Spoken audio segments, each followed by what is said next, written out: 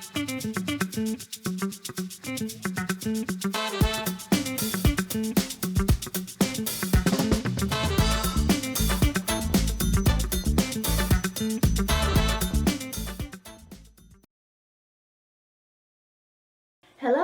this is Community Unity Now, the D Tycoon Show. My co-host, Bill Morton, president of the Rogers Park Chamber of Commerce, still is recovering from his injury, but he is doing better. I am Trudy Leong, administrator of the Rogers Park Chamber of Commerce. Our guest is running late, but he is running for political office. And of course, election campaigns are very hectic. So he'll jump in when he arrives. Let's talk a little bit about election judging. I have been an election judge since 2012, and Bill has been an election judge for over 5 years. It's gone really fast. It might be much longer than that. Can't really remember what year he started, but lots of stories to share being an election judge, and there's always something to learn.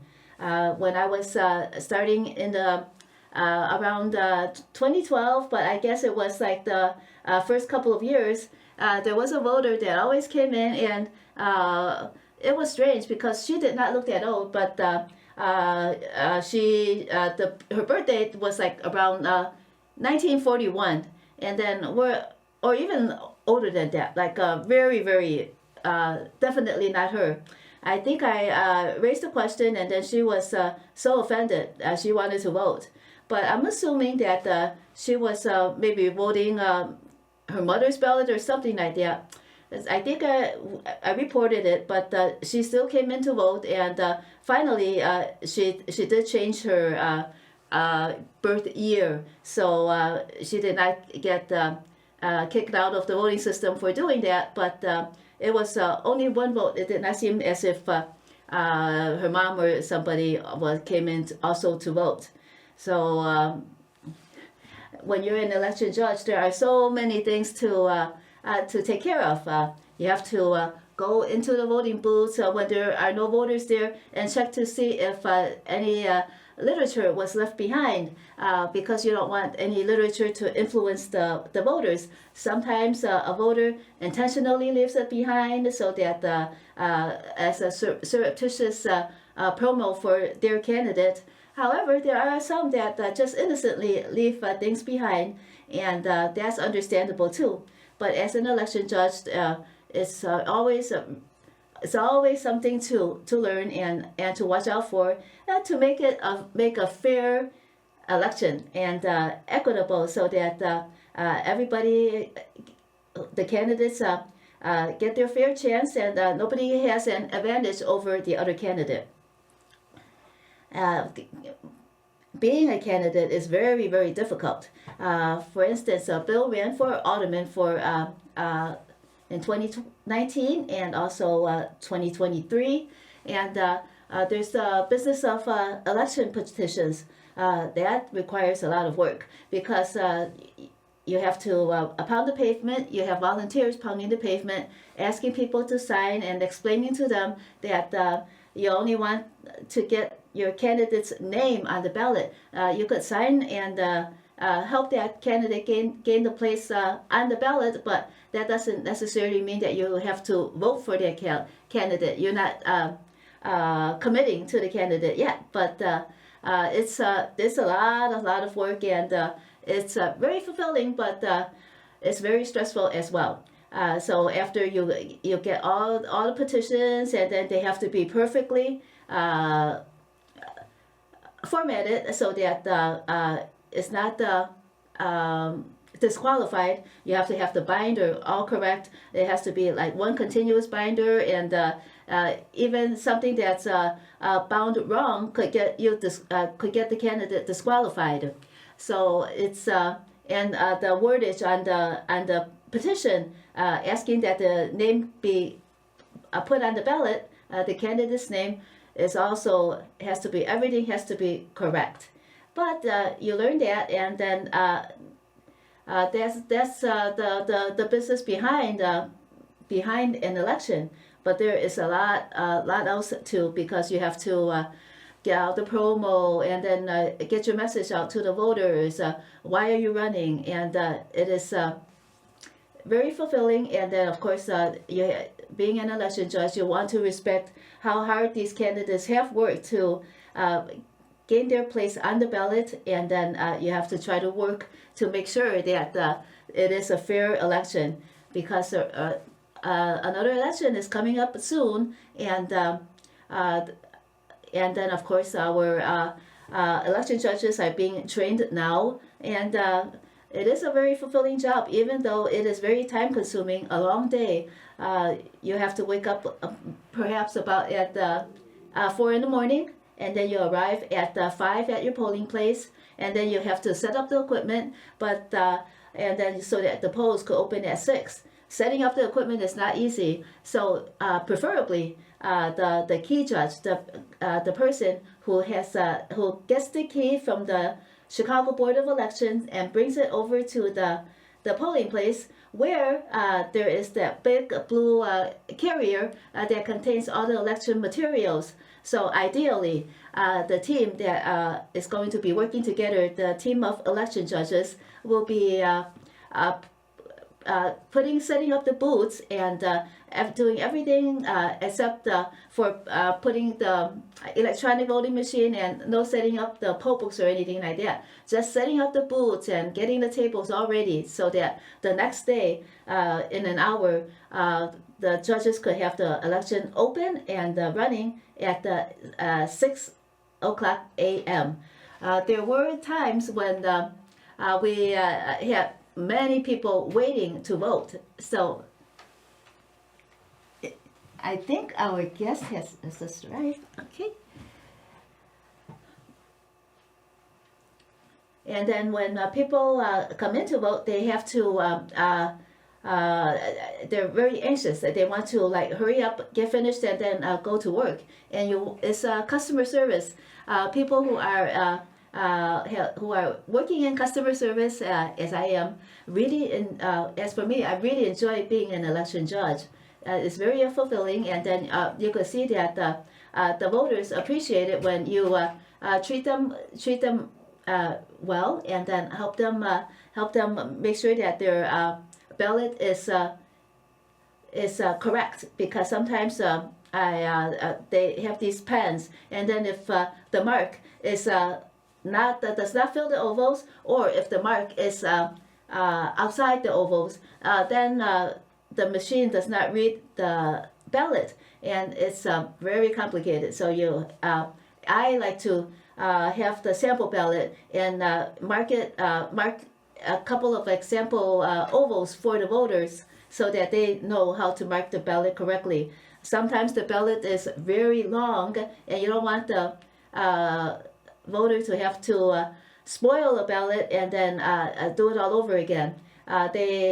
It's okay, but it takes time, and sometimes the voters are not that patient about that. Sometimes they might get upset that I have to do it again, but they usually are happy to vote, and they do want to make everything correct.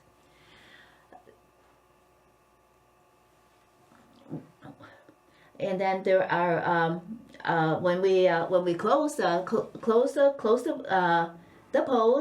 and we have to wait until 7 o'clock. That's when the polls close, and then anybody that is already in the building, even if they haven't started voting yet, we let them in to vote. But then at 7 sharp, the outside door is closed, so that anybody who is not waiting in line cannot enter after that. But whoever is in line is at 7 is able to vote. And for our voters, some advice too about early voting. For instance, if you have a ballot, an early voting ballot that you already marked and that you haven't submitted yet, and let's say maybe one of the candidates or several of the candidates did a really good job, and they changed your mind and you want to vote, but you do not want to use the ballot that you have already marked up. So you could still go to the polling place in your precinct. It has to be the one in your precinct on election day. You give up the ballot that you received that you no longer want to vote, and then you could go into the ballot booth and the voters booth and vote and vote your candidate that you now wish to vote for. There is also not only do the election judges have their roles, and then the candidates have their roles to get their message out and get the voters to come in. There's also you, the voter. Usually the people who take the time to vote, they do want to make sure that they are voting for a good candidate. And if you want to do that, you need to do your research.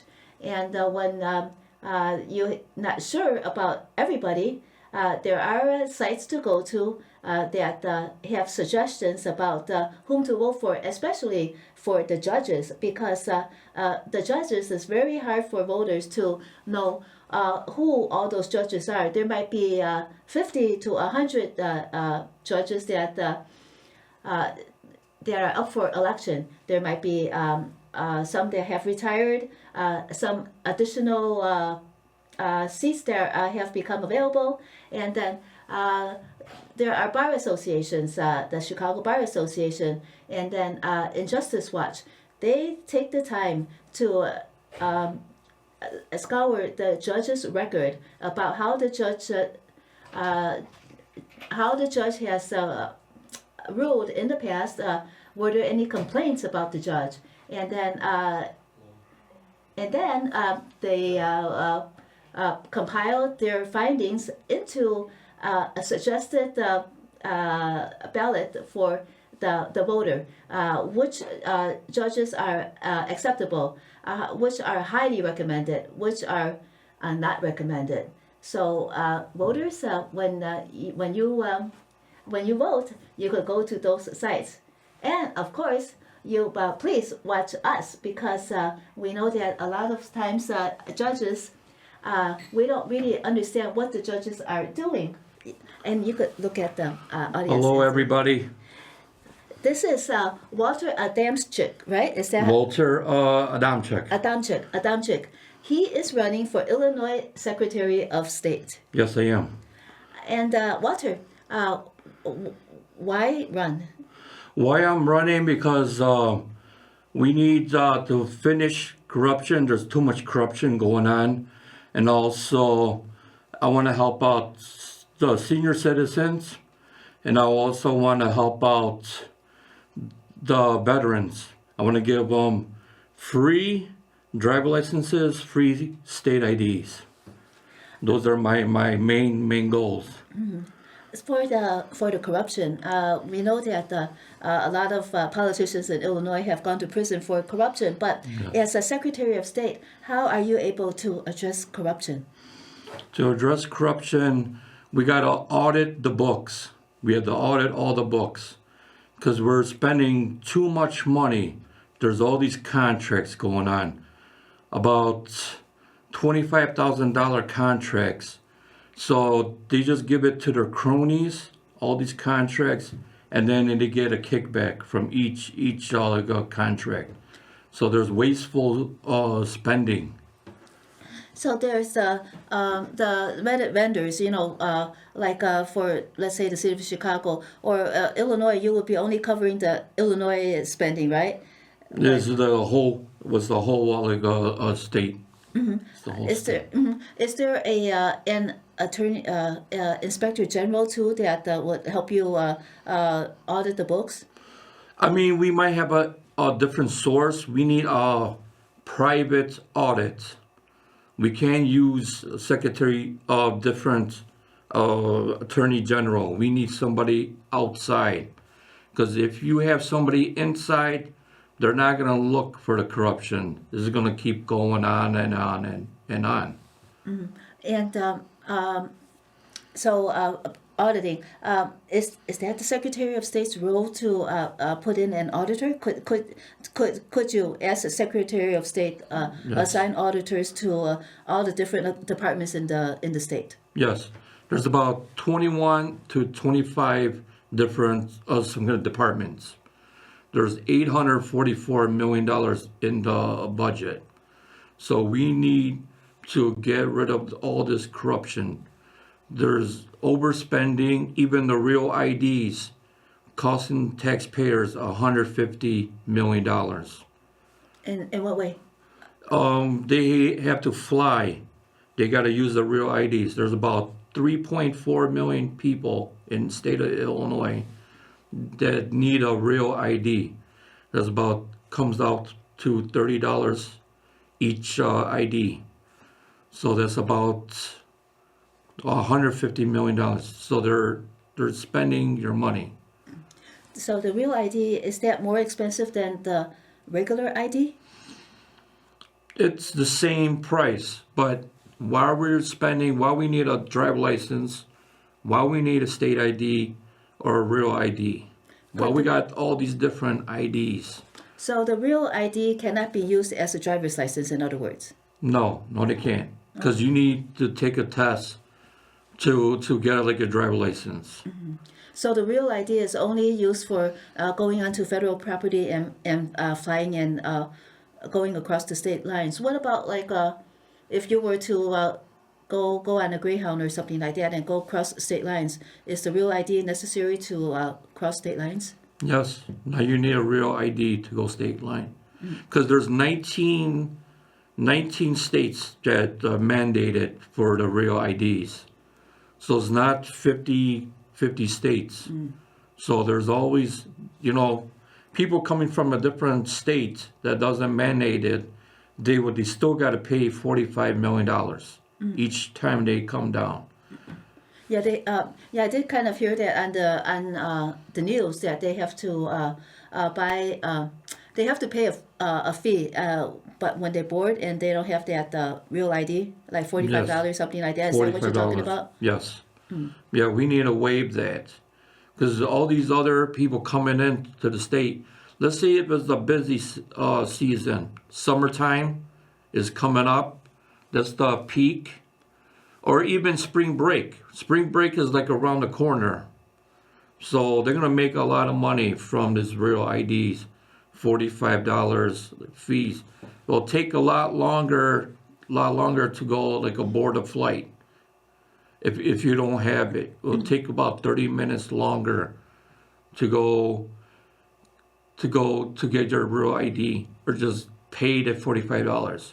Because everybody at the airport are like in a big rush. They want to, they can't miss their flight, because if they miss their flight, they have to pay. It's a big process, because I worked at the airport. So it's a big process. If you miss that plane, you got to catch another plane about a couple of hours later. And sometimes they could bump you off on the second plane. And when let's get back to the corruption a little bit, because you talked about the books. As a citizen, as a private citizen, are you able to FOIA the books to actually look at what the money is being spent for? Yes. You need a lawyer, because there's so many different FOIAs. You could look at emails. You could look at the books. You probably will get thousands and thousands, like a stack this high, of all the pages, all the corruption going on. But nobody is there to audit the books. Nobody. There's no entity out there to audit these books. We are running out of time. Walter Adamczyk, if our viewers want to learn more about you, where should they go? You could look at me at www.walter2026.com. Okay, thank you very much. Walter Adamczyk. He is running for Illinois Secretary of State. I am Trudy Leong, Administrator of the Rogers Park Chamber of Commerce. From Bill Morton, President of the Rogers Park Chamber of Commerce. Also, thank you so much for watching Community Unity Now, the D Tycoon Show, and we will see you again next week. Yeah, take care. Bye-bye.